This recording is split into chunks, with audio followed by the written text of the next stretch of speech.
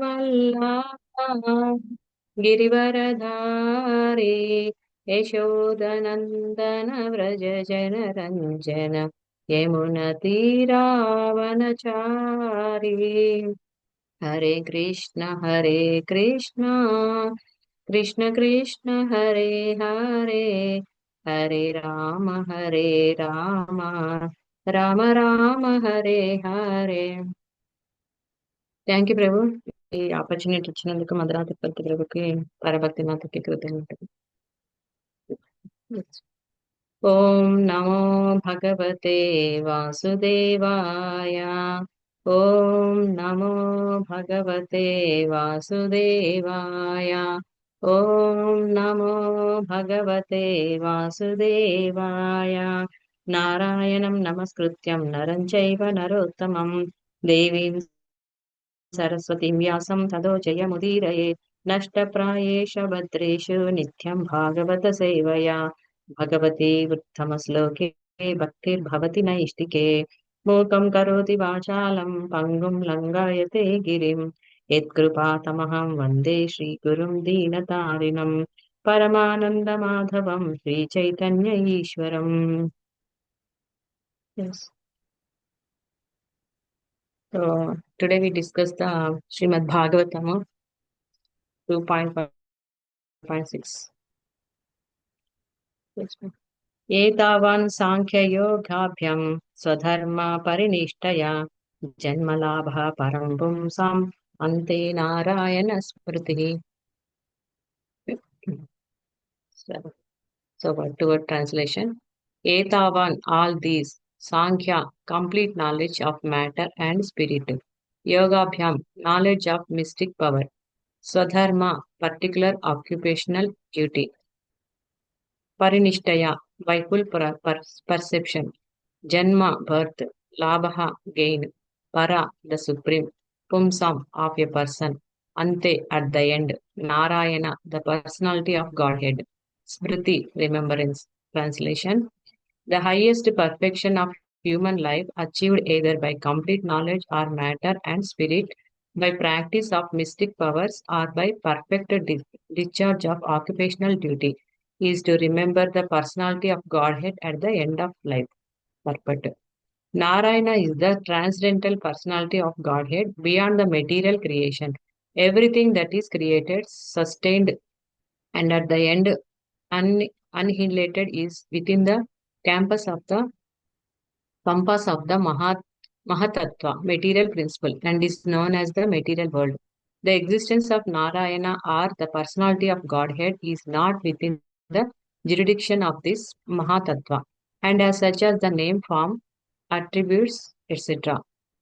of Narayana are beyond the jurisdiction of the material world. By the speculation of empiric philosophy which discerns matter from spirit, or by cultivation of mystic powers, which is ultimately helps the performer to reach any planet of the universe or beyond the universe, or by discharge of religious duties. One can achieve the highest perfection provided one is able to reach the stage of Narayana Smriti, or constant remembrance of the personality of Godhead. This is possible only by the association of a pure devotee who can give a finishing touch to the transcendental activities of all jnanis, yogis, or karmis. In terms of prescribed duties defined in the scriptures, there are many historical instances of the achievement of spiritual perfection, such as that of the Sanakadi Rishis or the 9 celebrated Yogendras who attained perfection only after being situated in the devotional service of the Lord. None of the devotees of the Lord ever deviated from the path of devotional service by taking to other methods as adopted by the Jnanis or Yogis.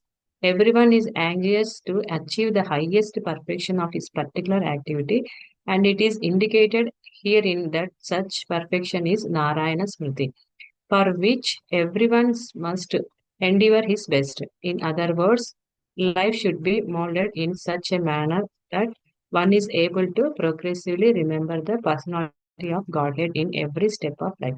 ఓం అజ్ఞానతిమిరాంతస్య జ్ఞానాంజనాశలాకయా చక్షురున్మిలితం येन తస్మై శ్రీగురవే నమః. శ్రీచైతన్యమనోభీష్టం స్థాపితం येन భూతలే స్వయం రూప కదా మహ్యం దదాతి స్వపదాంతికం.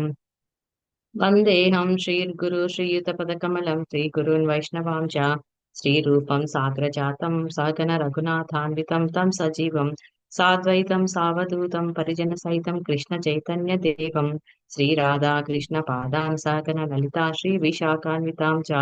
హే కృష్ణ కరుణా సింధో దీన బంధో జగత్పతే గోపేశ గోపికా కాంత రాధా కాంత నమోస్తుతే. తప్త కాంచన గౌరాంగి రాధే వృందావనేశ్వరి వృషభానుసుతే దేవి ప్రణమామి హరిప్రియ. వాంఛాకల్పతరుభ్యస్య కృపా సింధుభ్య ఏవ చ పతితానాం పావనేభ్యో వైష్ణవేభ్యో నమో నమః. జై శ్రీ కృష్ణ చైతన్య ప్రభు నిత్యానంద శ్రీ అద్వైత గదాధర శ్రీవాసాది గౌరభక్త వృంద. హరే కృష్ణ కృష్ణ కృష్ణ హరే హరే హరే రామ రామ రామ హరే హరే. నమో విష్ణుపాదాయ కృష్ణప్రేష్టాయ భూతలే శ్రీమతే జయపతాక స్వామి నిత్యనామినే. నమ ఆచార్యపాదాయ నితాయ కృపప్రదాయ గౌరకదాయ నగర గ్రామతారిణే.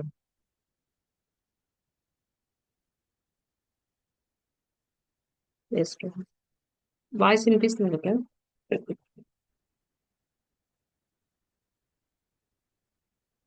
ఎస్.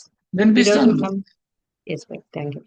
ఈరోజు మనము డిస్కస్ చేసిపోయే భాగవతం శ్రీమద్ భాగవతము 2వ స్కందము 1వ అధ్యాయంలో 6వ శ్లోకం అన్నమాట.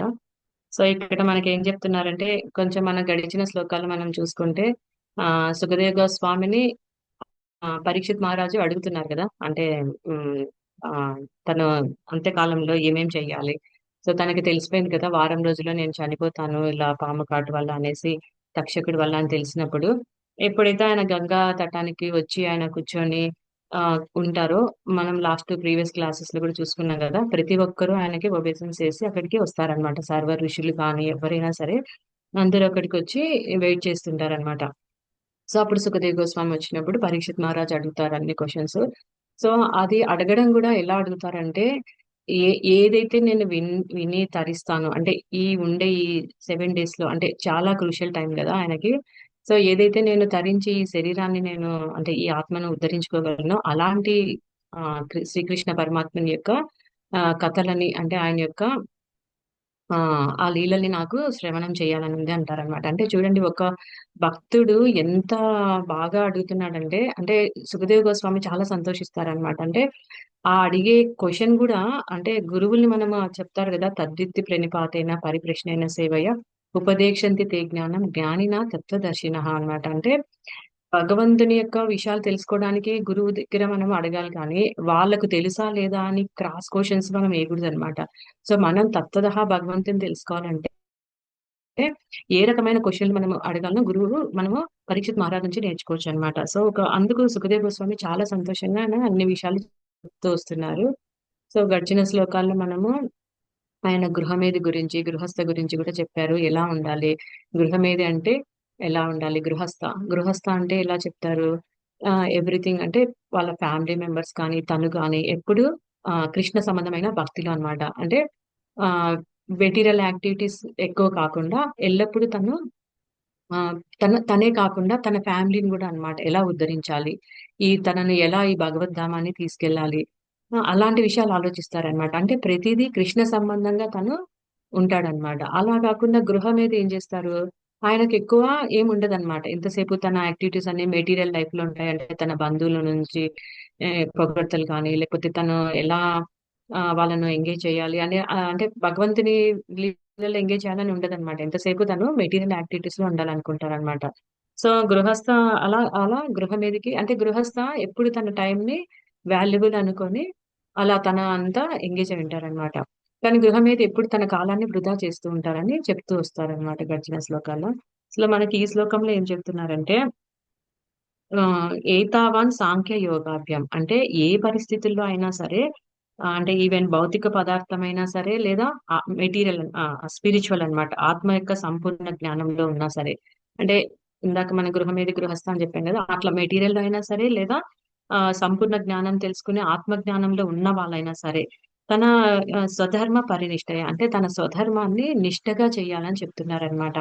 సో, ఎలా ఎ ఎ ఎ అది అలా చేస్తే మనకొచ్చే జన్మ లాభం ఏం చెప్తున్నారంటే, పుంసాం అంతే నారాయణ స్మృతి అంటున్నారనమాట.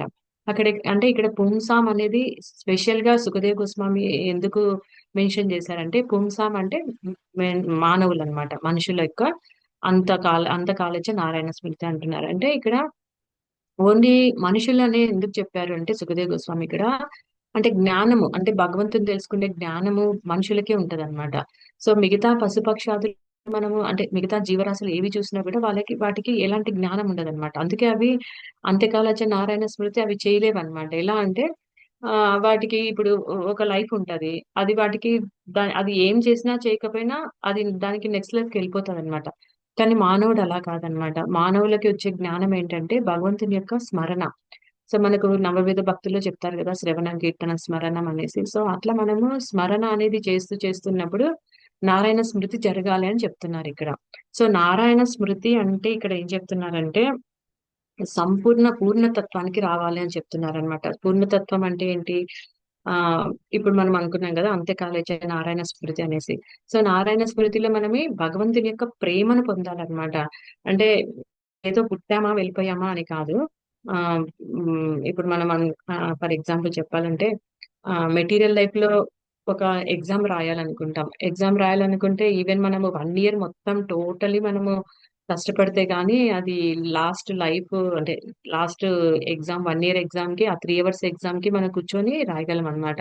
ఈవెన్ మనము 1 ఇయర్ టైమ్ అంతా వేస్ట్ చేసేసి లాస్ట్‌లో నేను ఎగ్జామ్ చదవగలనులే, రాయగలనులే అనుకుంటే రాయలేమనమాట. ఎందుకు? ఆ టైంలో మనకు గుర్తుకు రావాలి. సో, మనం 1 ఇయర్‌లో ప్రాక్టీస్ చేసిందంతా లాస్ట్ మనం ఆ 3 అవర్స్ చాలా క్రూషియల్ టైమ్ కాబట్టి మనం కూర్చొని ఆ ఎగ్జామ్ రాసి పాస్ అవుతామనమాట. సో, అది ఒక మెటీరియల్ లైఫ్‌లోనే దానికి ప్రాక్టీస్ అలా ఉంటే, సో, ఇది స్పిరిచువల్ అన్నమాట. అంటే మనకు లైఫ్ అండ్ డెత్ సమస్యలాగా అన్నమాట. అంటే మనము నెక్స్ట్ లైఫ్‌కి మనం ప్లాన్ చేసుకునే ఛాన్స్ భగవంతుడు మనకి మానవ జన్మలో ఇచ్చినాడు. సో, అందుకు మనం ఏం చేయాలి? అంత్యకాలేచ నారాయణ స్మృతి. సో, అంత్యకాలంలో నారాయణ స్మృతి జరగాలి అంటే, సో, మనకు ఆ చివరి క్షణం చాలా చాలా ఇంపార్టెంట్ అన్నమాట.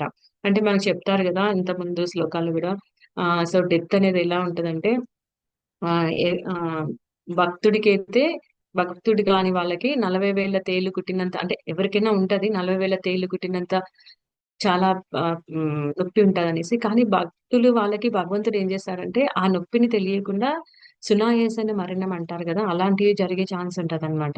సో, ఒక అర్జునకు కూడా చెప్తారు గదా! భగవంతుడు నా భక్తుడు ఎప్పుడు నశింపడనేసి. సో, ఎలాగో ఒకలాగా భగవంతుడు ఆ స్మరణ అంటే చివరి క్షణంలో మనం ఈవెన్ డెత్ బెడ్ పైన ఉన్నప్పుడు ఏమైనా జరగొచ్చు. మన కాన్షియస్ ఉండకపోవచ్చు. కొంతమంది అనుకుంటారు ఏముందిలే భక్తి చివరి క్షణంలో చేస్తాము. అంటే ఇప్పుడంతా ఎంజాయ్ చేసుకునే లైఫ్ అంటామనమాట.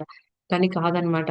మనకి చాలా ఎగ్జాంపుల్స్ గూడా మనం ఎక్స్‌పీరియన్స్ అవ్వచ్చు డైలీ లైఫ్‌లో. ఎందుకంటే మనం జస్ట్ ఒకవేళ కింద పడతాం. ఏదైనా దెబ్బ తగులుతది.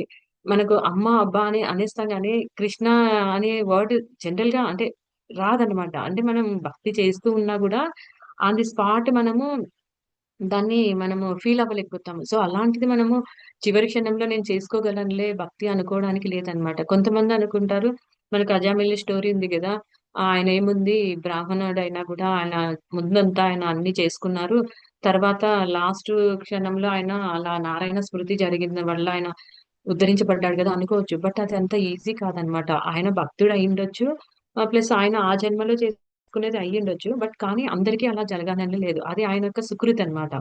సో, ఆయన ఎంత పాప భీతిలో ఉన్నా గూడా ఆయనేం జేశారు, చివరి క్షణంలో ఆ మృత్యు సంభవించినప్పుడు ఆ యమదూతలు జూసి ఆయన భయపడతారనమాట. ఆ నల్ల దుస్తులు అవి యేసుకొనొచ్చినప్పుడు. సో, ఆయన అదృష్టం కొద్దీ ఆయన పిల్లవాడికి నారాయణ అని పేరు పెట్టుకొని అలా పిలవడం వల్ల ఆ బాబు దగ్గరికి వస్తాడని అనుకోని పిలుస్తుంటాడనమాట.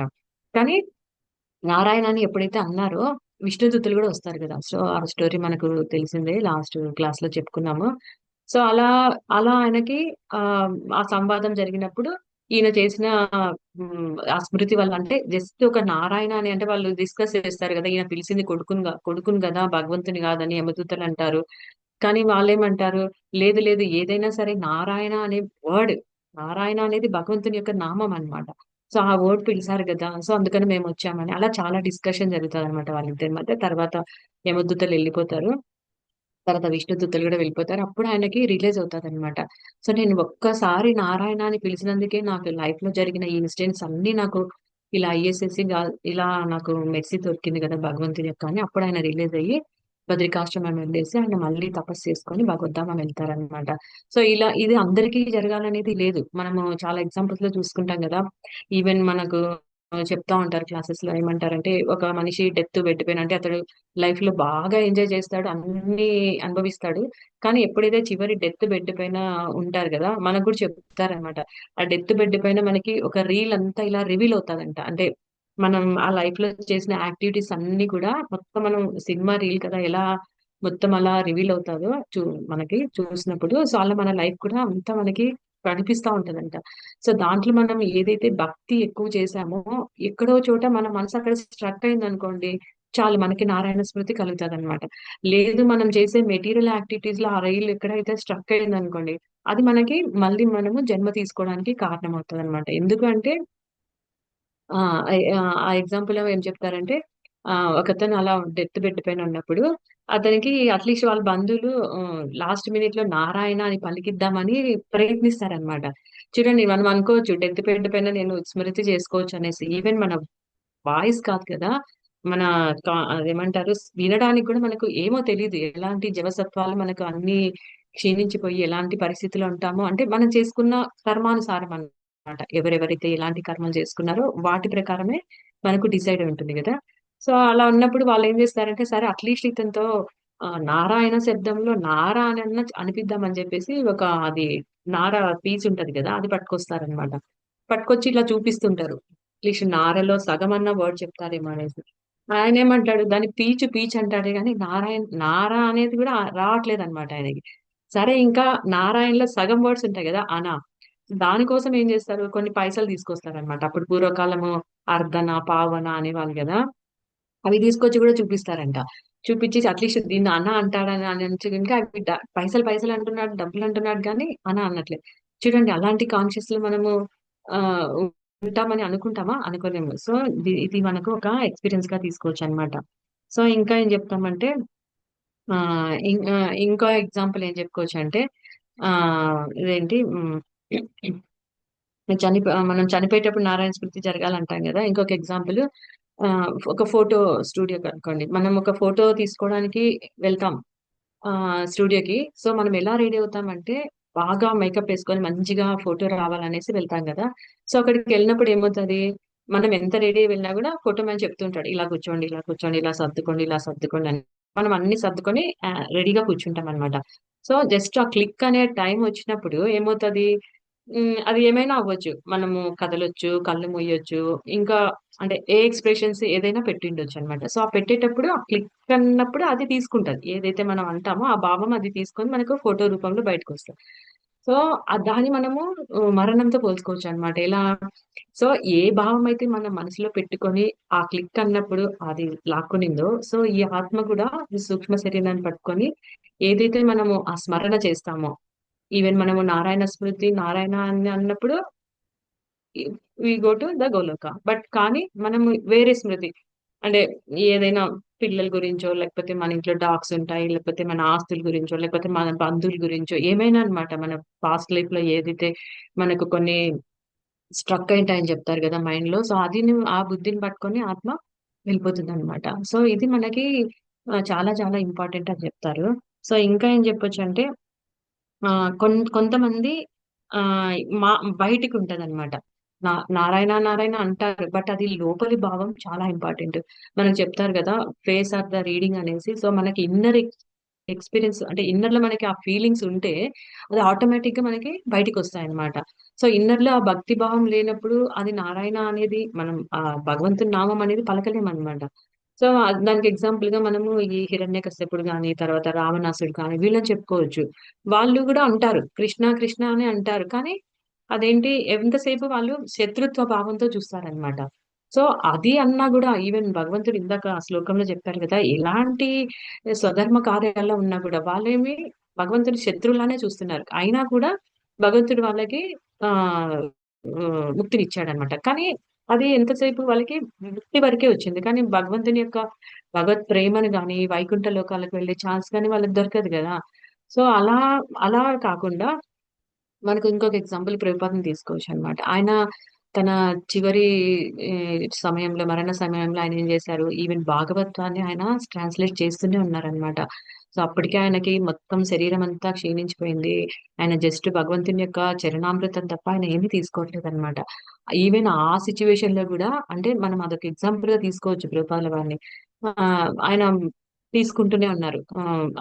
చెప్తూ ఉన్నారనమాట. ట్రాన్స్‌లేట్ చేస్తున్నారు భాగవతం 10థ్ క్యాంటిల్. చూడండి అలాంటి వాళ్ళని మనము తీసుకోవాలనమాట. సో, ఇంకా ప్రభుపాదుల వారు సాక్షాత్తు భగవద్ధామం వెళ్ళిపోయింటారనమాట. సో, అలా మనం గూడా నారాయణ స్మృతి జరగాలంటే ఏమేం చేయాలి అనేసి మనకు చెప్తున్నారనమాట ఇక్కడ. అయితే మనకి ఎలా దీన్ని తీసుకోవచ్చు అని జెప్తున్నారంటే, ఇంకా ఆత్మ గురించి మనం కొంచెం తెలుసుకోవాలంటే మనకు సెకండ్ చాప్టర్‌లో చాలా చాలా శ్లోకాలున్నాయన్నమాట. సో, మనకి ఏమని చెప్తారు ఆహ్, ఈవెన్ అంతకాలేచ మామేవ స్మరన్ముక్త కళేవరం అని చెప్తారు గదా! సో, భగవంతుడే చెప్తున్నాడు 8.5లో ఏమంటున్నారంటే, ఎవరైతే అంత్యకాలంలో నా గురించి ఆలోచిస్తారో అంటే నన్నే స్మరిస్తారో, నన్నే స్మరించి తన దేహాన్ని వదిలేస్తారో, వాళ్ళు తప్పకుండా నా ధామానికొస్తున్నారని భగవంతుడే చెప్తున్నాడన్నమాట. సో, ఇది మనకి ఎలా అనుకోవచ్చంటే చాలా మనకి ఇస్కాన్‌లో గూడా ఎగ్జాంపుల్స్ చెప్తా ఉంటారు గదా! మన క్లాసెస్‌లో. భక్తి చేసుకుంటూ అలా బెడ్ పైన ఉన్నప్పుడు ఎవరో ఒకరి ద్వారా భగవంతుడు ఆ నామాన్ని మనకు వినిపిస్తారు. ఎవరో ఒకరు మనకి హెల్ప్ చేస్తారు. అంటే వైష్ణవ సాంగత్యం ఇందాక శ్లోకంలో చదువుకున్నాం గదా! So, association is the most important అన్నమాట. ఎందుకంటే ఆ సాంగత్యంలో ఉన్నప్పుడే మనకి ఆ భక్తుల యొక్క అనుగ్రహం అన్నమాట. వైష్ణవ కృప అనేది దొరుకుతుంది. సో, గురువు మనకి అలా భగవంతుడు పంపిస్తారన్నమాట అలా. సో, అలా రీసెంట్ ఎగ్జాంపుల్ మనకి ఇక్కడ ఒక మాతాజీకి చూసామన్నమాట. ఆవిడ క్యాన్సర్ అని తెలిసింది లాస్ట్ మినిట్‌లో. సో, ఆవిడ ఏమీ భయపడలేదన్నమాట. అప్పుడు చాలా వీడియోస్ వైరల్ అయ్యాయి గూడా అవి. ఏమీ తెలియకుండా ఆవిడ ఉన్నారు. అయితే ఆవిడ చాలా సంతోషంగా ఉన్నారన్నమాట. నవ్వుతూ ఉన్నారు. అంటే అంటున్నారు, "నా పేరెంట్స్ దగ్గరికి నేనెళ్తున్నాను. నా ఇంటికి నేనెళ్తున్నాను. నా పుట్టింటికి నేనెళ్తున్నాను" అంటున్నారు. కానీ అలాంటి కాన్షియస్ చాలా కష్టం మనం డెవలప్ చేసుకోవాలంటే. ఆ మాతాజీని చూసాక మేము చాలా ఆమె పేరు కూడా బర్సానా మాతాజీ అనుకుంటా. మాకప్పుడు వీడియోస్ పెట్టినారు. సో, ఆవిడకి ఎలా జరిగింది చూడండి. లాస్ట్ మినిట్‌లో ఆవిడ ఆ బెడ్ పైన ఉన్నప్పుడు ఈవెన్ ఫ్లవర్స్ ఆమె తీసుకొచ్చి కుట్టి భగవంతుడికేసేది. ఆవిడకి అక్కడ వాళ్ళ గురువుగారి నుంచి అదేంటి మన బృందావనం నుంచి ఆవిడకి రాధారాణి శారీ అయితేనేమి, ఆ తిలక్ ఆ! గురువుగారి యొక్క షాల్ ఉంటది కదా! సో, ఇవన్నీ ఆమెకి అరేంజ్‌మెంట్స్ ఎలా జరిగాయి? తను వైష్ణవ సాంగత్యంలో ఉంది. సో, భగవంతుడు తన భక్తికి మెచ్చి ఇలాంటి అరేంజ్‌మెంట్స్ చేశారనమాట. సో, ఆవిడకి ఇంక నిత్యం లాస్ట్ మినిట్ ఆవిడ ప్రాణం వదిలే వరకు కూడా కీర్తన జరుగుతూనే ఉందనమాట. సో, ఆ కీర్తన వింటూ ఆవిడ చుట్టూ ఫోటోస్, భగవద్గీత, భాగవతం అన్నీ పెట్టారనమాట. పెట్టి ప్రతి మినిట్ ఆవిడ కోసం కీర్తన చేస్తూనే ఉన్నారు. ఈవెన్ ఆమె ఆ శ్మశాన వాటిక వెళ్ళిన తర్వాత ఆమె బాడీ మొత్తం అలా క్రిమేషన్ అయ్యే వరకు కూడా ఆమెకు స్మరణ జరుగుతూనే ఉందన్నమాట. సో, మనం ఏం చేస్తామంటే బయట మెటీరియల్ లైఫ్‌లో భగవద్గీత శ్లోకాలు పెడతారు. అది పెడతారు కదా! యదా యదా హి ధర్మస్య గాని తర్వాత చాలా శ్లోకాలు ప్లే చేస్తుంటారు. అయితే ఏమంటారంటే వాళ్ళేమనుకుంటారంటే జాతస్య హి ధ్రువో మృత్యు అది పెడతారనమాట ఎక్కువ. వాళ్ళేమనుకుంటారంటే ప్రాణం వెళ్ళిపోతుంది గదా! అంటే అప్పుడు ప్లే చేస్తారనమాట. కానీ అప్పుడు పెట్టి ఏం లాభం? ఆల్రెడీ ఆ జీవుడు ఎళ్ళిపోయుంటాడనమాట. So, okay. విన్ ఆత్మ ఉంటది కాబట్టి వింటది. కానీ సాధన లేకుండా అలా వెళ్ళిపోతే ఆ జీవుడు ఎక్కడికెళ్తాడో తెలీదు కదా! సో, అలా మనకి మెటీరియల్ లైఫ్‌లో మెటీరియల్ వాళ్ళది ఏం చేస్తారంటే భగవద్గీత అనేది జస్ట్ చనిపోయేటప్పుడు వినాలి. చనిపోయేటప్పుడు ప్లే చేద్దాము అనేసి అనుకుంటారనమాట. కానీ కాదు. భగవద్గీత అనేది మనకి భగవంతుడు ఆహ్, కౌమారే ఆచరేత్ అని సాక్షాత్తు మనకి ప్రహ్లాద్ మహారాజ్ చెప్తారు గదా! చిన్నప్పటి నుంచే భక్తి ప్రాక్టీస్ చేయాలి అంటారు. ఆ స్మృతి జరగాలి అంటే మనము ప్రాక్టీస్ అంటారనమాట. అంటే ఇంకా ఏం జెప్తారంటే "ఎంవెం వాపి స్మరన్ ముక్తా కలెవరం" అది గూడా చెప్తారు కదా భగవంతుడు. ఎవరైతే హ్మ్. ఆ అంత్యకాలంలో ఆ భావంతో వెళ్తారో అదే భావాన్ని వాళ్ళు తీసుకుంటారని చెప్తారనమాట. సో, దీనికి కూడా మనము చాలా ఆలోచించొచ్చు. ఇంకా భక్తుడు ఎలా ఆలోచిస్తాడంటే ఈ ఆత్మకి మనకు చెప్తారు గదా! నయనం చిందంతి శస్త్రాని నయనం దహతి పావక అనేసి. వాళ్ళెలా ఆలోచిస్తారంటే ఒక ధీరునిలాగా అర్జునుడుకి చెప్తారు గదా! కృష్ణ ధీరుడిలాగా ఉండాలనేసి. ధీరుడంటే భక్తియుక్త సేవలో ఉంటూ భగవంతుని విషయాలన్నీ తెలుసుకుంటూ ఈ ఆత్మ ఏంటి, ఆత్మకి మనకి సంబంధం ఏంటి, భగవంతునికి మనకి ఏం సంబంధము అనేసి అర్థం చేసుకుంటారు కాబట్టి వాళ్ళు ఈజీగా తీసుకుంటారనమాట. అంటే ఓకే, ఇది వాసాంసి జీర్ణాని అది శ్లోకం ఉంది కదా, దానికి కూడా కోట్ చేస్తారనమాట వాళ్ళు. అంటే పాత శరీరాన్ని వదిలేసి, అంటే ఒక పాత షర్ట్ తీసేసి కొత్త షర్ట్ ఎలా వేసుకుంటామో, సో పాత శరీరాన్ని వదిలేసి కొత్త శరీరాన్ని తీసుకుంటది అనేసి ఆలోచిస్తూ ఉంటారనమాట. అది ఎలా భక్తియుక్త సేవ ద్వారానే భగవంతుడు మనకి రివీల్ చేస్తారనమాట. సో, మనకి కొంచెం ఇస్తారు గదా భగవంతుడు ఫ్రీడము. సో, దాన్ని మనం ఆ ఫ్రీ విల్‌ని ఉపయోగించుకొని ఎలా మనము ఈ లైఫ్‌లోనే భగవంతుని ధామం వెళ్ళాలి. సో, మనము ఆహ్, భక్తియుక్త సేవ ద్వారా భగవంతుని చేరుకోవచ్చనేసి భగవంతుడు నారాయణ స్మృతి గురించి చెప్తున్నారనమాట. ఇంకా చెప్పాలంటే స్వల్పమప్యస్య త్రాయతో మహతే భవత్ అంటారు గదా కృష్ణ భగవద్గీతలో. సో, అది గూడా మనం ఆలోచించొచ్చు. ఇలా కొంచెం భక్తి చేసినా గూడా భగవంతుడు దాన్ని గుర్తుపెట్టుకుంటారనమాట. సో, దీనికొక స్టోరీ మనం చెప్పుకోవచ్చు. కార్తీక పురాణంలో మనకి ఆ ఎలక ఉంది గదా! సో, ఆ ఎలక ఏం చేస్తుంది? ఆహ్, ఆ దీపం ఎలుగుతా ఉంటది. దానికి తెలీదనమాట పాపం. అది దానికేదో ఆకలేసి లోపలికొస్తది. వచ్చినప్పుడు అది ఒత్తి అది ఉంటది గదా! ఆ నెయ్యి అదేదో తినాలనేసి దగ్గరికొస్తదనమాట. దగ్గరికొస్తే పాపం దాని ఆ వెలుగుకి మూతి గూడా కాలుతదనమాట. పాపం కాలేసి కాలింది కాబట్టి మొత్తం ఇలా తిరుక్కుంటూ హ్మ్. చనిపోతదనమాట అక్కడే. అంటే దానికి తెలీదు. అది తినడానికి వెళ్ళింది. కానీ అది భగవంతుడు ఏమనుకుంటాడు చూడండి, మెర్సీ ఇచ్చాడనమాట. అదేమి ఆ రోజంతా పాపం ఫాస్టింగ్ ఉండింది. ఏమి ఫుడ్ లేక ఆ ఫుడ్ తినడానికొచ్చింది. సో, అది పట్టుకొనేసి అది మొత్తము తన శరీరం అంతా కాలిపోయి, అంటే నా కీర్తన చేసిందని భగవంతుడు అనుకుంటాడనమాట. డాన్స్ చేసి చూడు నా ముందరంతా ఇట్లా చేసిందని. సో, దానికి నెక్స్ట్ లైఫ్‌లో రాజు యొక్క ఇదొస్తదనమాట. లక్షణాలొస్తాయని చెప్తారనమాట. అంటే రాజుగా పుట్టాడని చెప్తారనమాట. సో, చూడండి, ఒక ఎలుక అంత చిన్న భక్తి చేసినందుకే భగవంతుడు రాజు యొక్క జన్మ ఇచ్చాడనమాట. సో, అట్లనే మనం గూడా మనం చేసే ఈ లైఫ్‌లో ఏదైతే మనము ఆలోచిస్తామో దాన్ని, అంటే మనల్ని మానవులకి, పశువులకు ఉండే ఒక తేడా ఏంటంటే అవి గూడా ఆహార, నిద్ర, భయం, ఐదునంచ అంటారు గదా! సో, అవి గూడా ఆహారం తీసుకుంటాయి, మనము తీసుకుంటాము. సో, మనకి వాటికి ఉండే తేడా ఏంటంటే జ్ఞానం అన్నమాట. వాటికి ఎలాంటి జ్ఞానం లేదు. సో, మనకి జ్ఞానం ఉంది. అందుకని మనము ఆ జ్ఞానాన్ని ఉపయోగించి ఎలా మనము నారాయణ స్మృతి చేయాలి. ఆ! భగ భ భక్తిలో మనము ఎలా వెళ్ళాలి. అంటే నారాయణ స్మృతి అంటే ఏంటంటే భగవత్ ప్రేమను పొందడం అన్నమాట. అంటే ఆ స్మృతి ద్వారా భగవంతుని యొక్క ప్రేమ ద్వారా మనము ఇంకోలోకి వెళ్ళొచ్చన్నమాట. అంటే నారాయణ స్మృతి అనేది ఎవ్రి పర్సను మనము దాన్ని ప్రాక్టీస్ చేయాలని చెప్తున్నారన్నమాట. ఎలా చెప్తున్నారంటే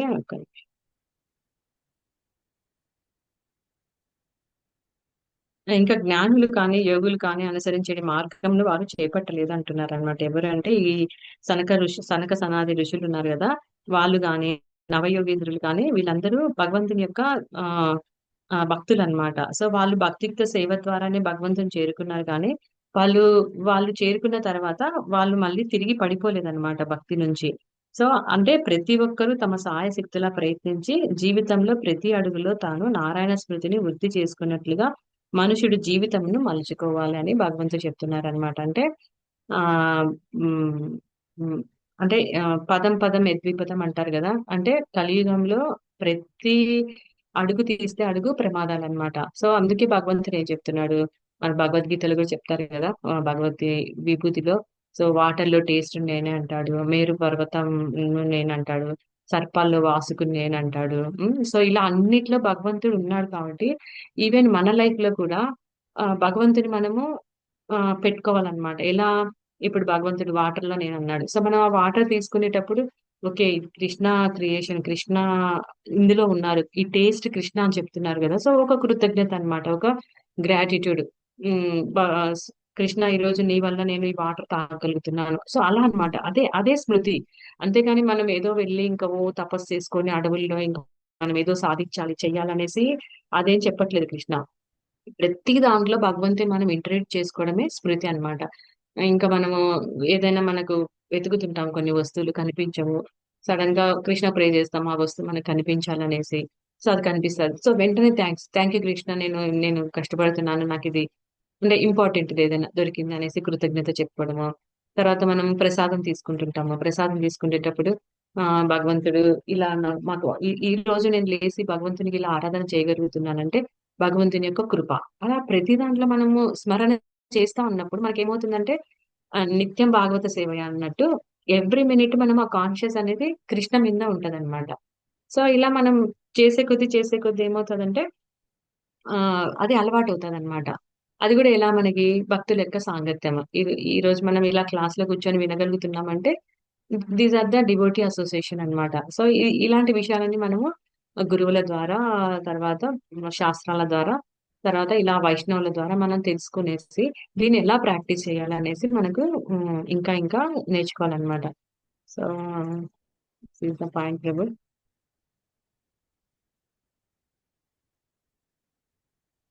హరే కృష్ణ ప్రభు. హరే కృష్ణ మాతాజీ.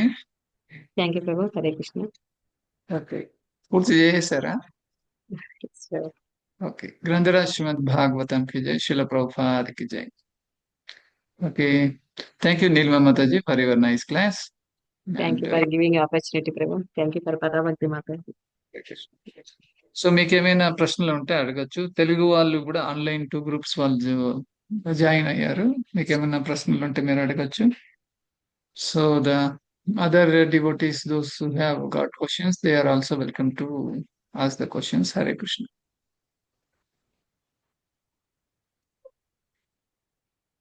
హరే కృష్ణ మాతాజీ, దండవత్ ప్రణామం.